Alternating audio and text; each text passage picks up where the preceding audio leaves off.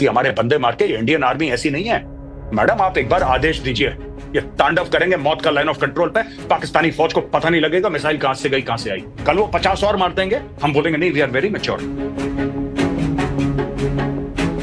फैसला जज्बाती होकर ही लिया जाता है। हम लोग इतने मैच्योर बनते हैं कि पाकिस्तान ने 1993 में बॉम्बे में बॉम्ब ब्लास्ट करे, कितने वो किलो आरडीएक्स लेकर आए, इतने लोगों को मार दिया, 26/11 करा। जज्बाती नहीं होना चाहिए। पार्लियामेंट पर अटैक कर दिया, जज्बाती कभी नहीं होना। अक्षरधाम मंदिर में अटैक कर दिया, कभी हम लोग जज्बाती नहीं होते। हजारों लोग कश्मीर में मार दिए, जज्बाती मत होना। पंजाब में आग लगाती, जज्बाती मत होना, कभी जज्बाती मत होना। हमारे जज्बात क्या हम लोग लाश हैं क्या कि जज्बाती नहीं होना? Are we dead bodies? नहीं। देखिए ना, मैं आपको बताता हूं कि ये मारते रहेंगे आपको, पाकिस्तानी फौज मारती रहेगी। आप जब तक पाकिस्तानी पंजाबी फौज की लाशें उनके गांव में नहीं पहुंचाएंगे, या आतंकवादियों को मारना छोड़िए, हाफिज सईद दुश्मन नहीं है, आसिम मुनीर दुश्मन है। दुश्मन को पहचाने आप लोग प्लीज, ये मेरी रिक्वेस्ट है। Please recognise your enemy, it is general Asim Munir, it is not Hafiz Saeed, is it not Maulana Masood Azhar और सैयद सलाउद्दीन। ये दुश्मन नहीं है आपके, दुश्मन है आपका पाकिस्तानी आर्मी चीफ। जब तक आप दुश्मन को नहीं, आप घास आपको काटनी पड़ेगी। नाविका मानिए आपका घर है, घर के आगे घास है, लॉन है, आप घास काटते हैं ना, इसमें घास का दोष नहीं होता, लेकिन घास कटती है। पाकिस्तान घास है, आप हर हफ्ते घास काटिए, ये अपनी औकात में रहेंगे। हम लोग बड़े मैच्योर हैं, पता है हम में एक मैच्योरिटी है। 20 बंदे मार दिए, 28 मार दिए, कोई बात नहीं, वी आर वेरी मैच्योर। क्यों? पाकिस्तान कारगिल के ऊपर चढ़ दौड़ा, हम लोगों ने क्या बोला? लाइन ऑफ कंट्रोल पार नहीं करेंगे। क्यों नहीं पार करेंगे? पाकिस्तान के पास न्यूक्लियर वेपन्स है। क्या पाकिस्तान ने कारगिल में आने से पहले सोचा था कि इंडिया के पास न्यूक्लियर वेपन्स है? सारी मैच्योरिटी दुनिया भर की ठेका हम ही नहीं ले रखा है कि हम मैच्योर है। कल वो 50 और मार देंगे, हम बोलेंगे नहीं वी आर वेरी मैच्योर। जज्बाती होकर फैसला नहीं लेना चाहिए हमें। कोई तो एक दिन ऐसा आएगा कि जब इतनी लाशें इकट्ठा हो जाएंगी हिंदुस्तानियों की कि हम जज्बाती होकर फैसला लेंगे। कुछ होगा ना, 1000, 2000, 10,000 मरेंगे जब यहां पे हिंदू, उस दिन हम जज्बाती होकर फैसला। कल ये 2 टके का बांग्लादेश आपको आंखें दिखा रहा है, 2 कौड़ी का बांग्लादेश, 2 रुपए की औकात नहीं है इसकी, ये आंखें दिखा रहा है। जज्बाती होकर फैसला मत लीजिए, जज्बाती होकर फैसला, that's okay, I am fine. मैं तो आपको बता रहा हूं, ये जिहादी सर पे नाचेंगे। आज ये कश्मीर में है, कल ये दिल्ली के अंदर घुसेंगे, ये बॉम्बे के अंदर दोबारा बॉम्ब ब्लास्ट करेंगे, ये मारेंगे लोगों को, क्योंकि पहले मार चुके हैं, ये इनकी फितरत है। इनके सर आपको काट के, जब पाकिस्तानी पंजाबी फौज के सर काट के आप सजाएंगे ना लाइन ऑफ कंट्रोल में, तब इनको औकात याद आएगी।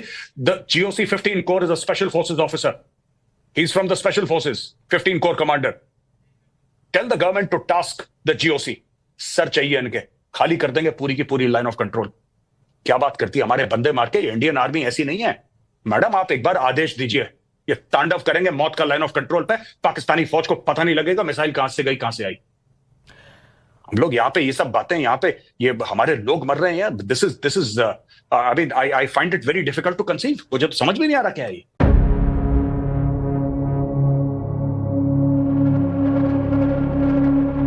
ये तो बहुत बड़ी तस्वीर हो गई। और अगर ये इतना बड़ा चैलेंज है तो इसके लिए कदम कितना बड़ा उठाना होगा सर?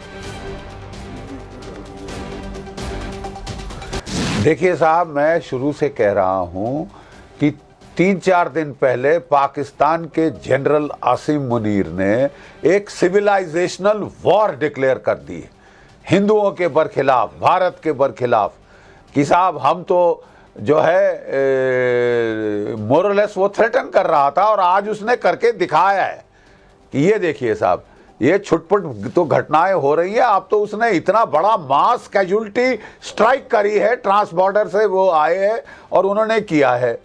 और आप कह रहे हैं कि साहब हम वो 4 नहीं बख्शेंगे, 4 नहीं बख्शेंगे, it's your bloody duty to kill them यार। आपको उससे बहुत बड़ा कदम उठाना पड़ेगा टू डिटर पाकिस्तान, कि आगे उसकी हिम्मत ना पड़े to raise costs and consequences for Pakistan. ठीक है साहब, इसका जवाब ये नहीं है कि यहां पे रॉयटिंग शुरू हो जाए। इसका जवाब यह है कि आप पाकिस्तान जो सोर्स ऑफ द प्रॉब्लम है उसको आड़े हाथ ले और उसको करारा सबक सिखाए। क्वाइट ऑब्वियसली जो भी आपने उड़ी के टाइम किया, जो भी आपने बालाकोट में किया, वो उसके लिए काफी नहीं था। कुछ महीने वो दबे रहे, उसके बाद फिर सिर उठाया सांप ने, तो सांप का सर कुचलिए। उरी और बालाकोट में जो किया गया वो काफी नहीं था, और इसीलिए एक बार फिर से सिर उठाया है सांप ने। सांप का सिर कुचलना जरूरी है। इसका मतलब यह नहीं है कि कहीं पर रॉयटिंग शुरू हो जाए, लेकिन जो सोर्स ऑफ प्रॉब्लम है पाकिस्तान, वहां पर ट्रीटमेंट, पहले से बड़ा ट्रीटमेंट जरूरी है। प्रोफेसर कपिल कुमार, अगले 30 सेकंड आपके। देखिए, तीसरा विश्व युद्ध शुरू हो चुका है। ये युद्ध चीन अमेरिका या रूस चीन के बीच नहीं हो रहा है। ये युद्ध हो रहा है इस्लामिक कट्टरपंथियों और सारे धर्म के मानने वालों के बीच में। क्या हो रहा है इंग्लैंड के अंदर, मुझे बताइए। क्या हो रहा है फ्रांस में, क्या हो रहा है नीदरलैंड में? हमास क्या कर रहा है? और हमारे यहां लोग हमास का बैग पहन के जाते हैं। ये तीसरा विश्व शुरू हो चुका है, जैसे बख्शी साहब कह रहे हैं। ये सिविलाइजेशनल वॉर है ये। और मैं ये भी जानना चाहता हूं रैना साहब की ऑल आइज ऑन हिंदूज, ये कहां देखा आपने अभी तक? ये क्यों नहीं ट्रेंड कर रहा है? ऑल आइज ऑन हिंदूज कहां चला गया?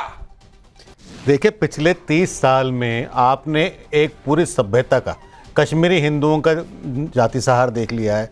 पिछले 1980 से आज तक तकरीबन 150 टेररिस्ट अटैक्स हुए, जिसमें पाकिस्तान का हाथ है। 50,000 लोग आप गंवा चुके हैं।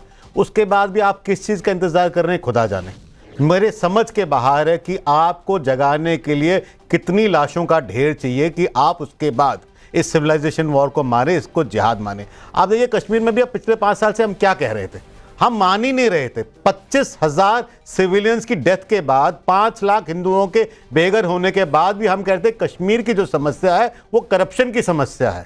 कश्मीर की जो समस्या है वो मिस गवर्नेंस की समस्या है। अरे भाई साहब, अगर वो मिस गवर्नेंस और करप्शन की समस्या होती तो हिंदुओं का नाम पूछकर उसे गोली नहीं मारी जाती, उसके कपड़े निकालकर ये नहीं वेरीफाई किया जाता कि हिंदू है मुसलमान है और उसे पॉइंट ब्लैंक पर नहीं मारा जाता। तो आप कैंसर का इलाज वायरल समझ के करेंगे तो इसका इलाज नहीं होने वाला। कैंसर का इलाज वायरल समझकर नहीं होना चाहिए। पहले जो उरी बालाकोट हुआ वो बहुत कम था, उससे बड़ा होना चाहिए।